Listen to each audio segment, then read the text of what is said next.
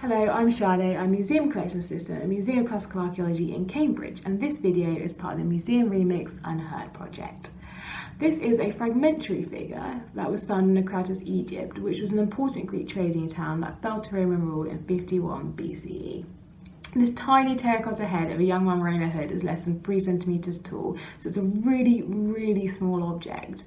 But, more importantly, the subject of this figurine is described in museum catalogues as an African man, which is presumably a conclusion reached through the subject's features like his full lips and his curly hair.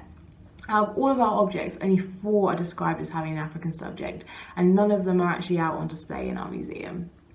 So I picked this object because we tend to see people in the classical world as white, even though we know that Greece and Rome were multicultural societies where people travelled to and settled from a huge variety of places such as Egypt, Ethiopia and what is now the Middle East.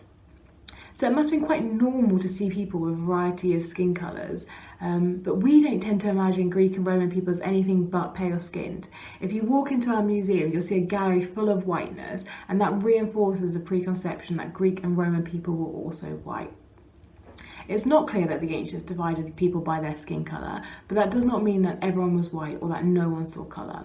It would be lovely if objects like this figurine survived with their original polychromy, but for the most part they don't, so we can't see this figure's skin colour either.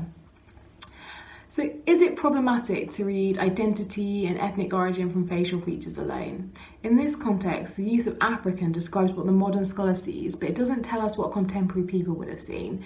The term African seems out of place because the ancients did not group people who lived on or hailed from the African continent together in this way, in the way that we do.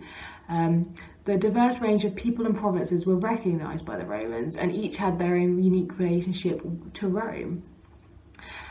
The implication of how we've historically chosen to describe and display these figures is that these faces are often seen as outside the Greek and Roman worlds, different to their populations and representative of a foreign individual. To me, when I look at this figurine, there is nothing about the way he's depicted that prevents him from being Roman.